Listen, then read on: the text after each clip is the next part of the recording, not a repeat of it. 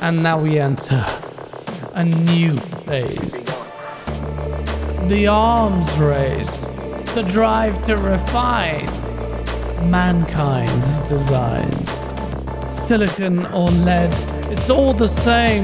The console war economy is to blame. But it's okay because we want it faster, stronger, better, sharper, smarter, richer to get the full picture.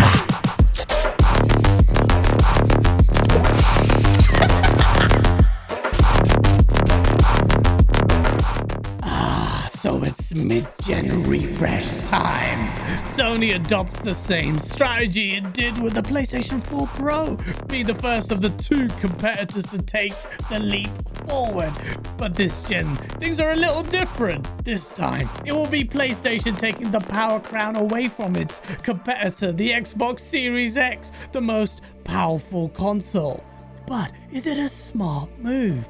Last gen, the industry and television market had an obsession over the 4K resolution. Now the PlayStation 5 continues to overshadow the Xbox Series consoles in sales, and the power narrative hasn't exactly worked in Xbox's favor like many expected.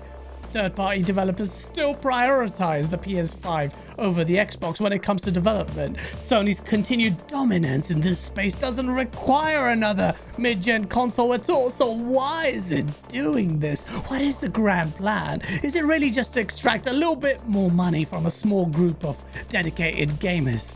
Is this a worthwhile effort? Absolutely. Console gamers have now had a comprehensive taste of that 60 FPS smooth gameplay, and now it's all about frame rate. These consoles are already struggling to hit that 60 FPS mark despite their fake promises. And who amongst you can resist the urge to play the definitive edition of Grand Theft Auto 6 Day 1? Don't downplay the importance of the power narrative in the console space. But are these specs actually any good?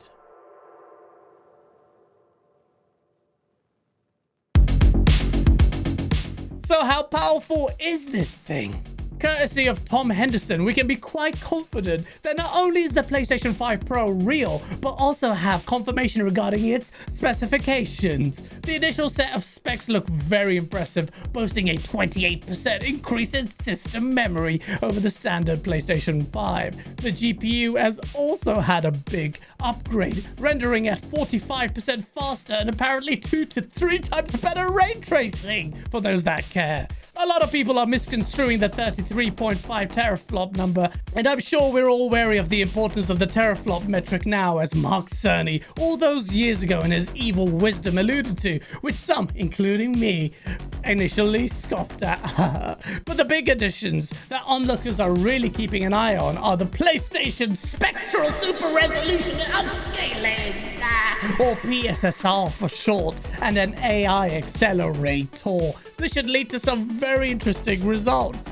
However, there is one fundamental drawback with the new PlayStation 5 Pro, and that is its CPU. The Pro is using the same CPU as the PS5, but with a high CPU frequency mode, which represents a 10% increase over the standard model, but in exchange for a 1% lower GPU performance. Whatever. That CPU bottleneck may sound familiar to some of you. It is similar to the same bottleneck we got with the mid-gen consoles last generation. So, questions arise. Will Grand Theft Auto 6 really be able to achieve 60 FPS on the Pro? And GTA 6 and its potential performance on the Pro is being widely discussed now. I guess that will be the true test for this piece of hardware.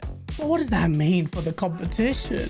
Can Microsoft allow Sony to gazump it so badly in the power stakes? Does Xbox even care anymore with its scatterbrained focus on a multitude of different devices? Remember, Phil Spencer said he didn't want Xbox to be outpositioned in power and price.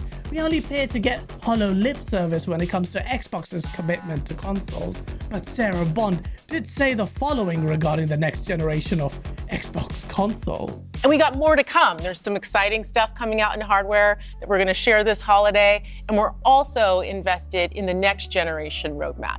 And what we're really focused on there is delivering the largest technical leap you will have ever seen in a hardware generation, which makes it better for players and better for creators and the visions that they're building. So, Sarah Bond is alluding to revealing new hardware at the end of this year. This could be a few things. The rumor mill suggests that Xbox is now going to dabble with a handheld device, and some are speculating that Xbox is going for a hybrid console, a bit like the Nintendo Switch but with a lot more power to boot. Now, I am not so sure about this strategy. Yes, I think Xbox needs to differentiate itself from Sony desperately, but what does that mean in the power stakes? But remember, Sarah Bond did say this. Is delivering the largest technical leap you will have ever seen in a hardware generation. Yes, it's all marketing speak. We always see larger strides in the next gen of hardware, but we can at least glean from that statement that there is a serious intent to deliver something in the power stakes. And similar to the PlayStation 5 Pro, you can bet that artificial intelligence will play a big part in those strides. But how would Microsoft reconcile this with a hybrid console though?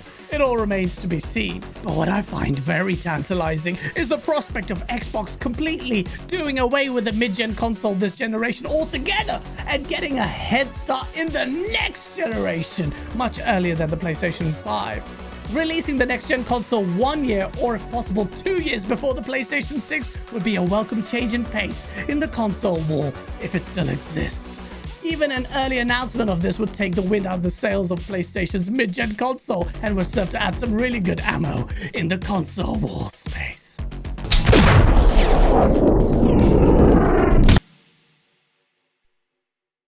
The PlayStation 5 Pro eats monsters for breakfast. 4090? Who needs that? This thing will chew through it all. No, I have not had a brain aneurysm, contrary to what it looks like. These are some of the genius takes that graced the internet once the specs of the PS5 Pro were revealed. If you don't think some quarters of the PlayStation Nation deserve to be sectioned in a mental asylum, take a look at some of these incredible takes. This specimen has been doing the rounds on X, not only displaying his rampant virginity, but also the fact that his diet consists mostly of eating crayons and chalk. Apparently, the PlayStation 5 Pro is going to be between a RTX 4070 and RTX 4080 graphics cards that alone cost around about $1,000. This idiotic post garnered 2.2k likes, which goes to show that Durex really need to increase their marketing budget. But this next chap isn't the sharpest tool in the box either. Here he is trying to gatekeep the conversation, trying to launch an embargo against PC gamers getting involved in the discussion. And PC gamers are getting involved. And that's so weird. Like, PC gamers, you guys weird me out because you keep claiming you have a more powerful box, you don't care about it, it has nothing to do, it could never match up, it could never this and it could never that. But then why are you putting yourself in a conversation? No one's asking you. Nobody wants you here. Not a single person. Like, are you guys actual gamers or are you just like PC builders? We don't know. Free speech? Get out of here. This is made all the more hilarious by the fact that immediately before he tweeted out this high production video, he retweeted a tweet comparing the Pro with a PC.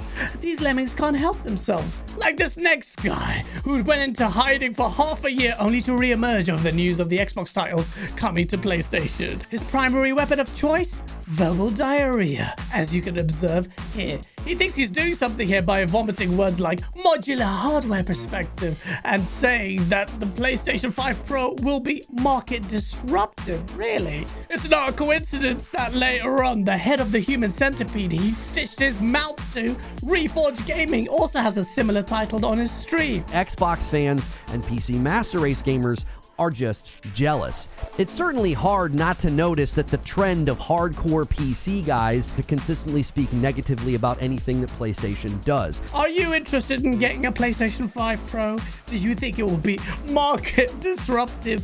Or do you not have your head up your rectum? Feel free to let me know in the comments below.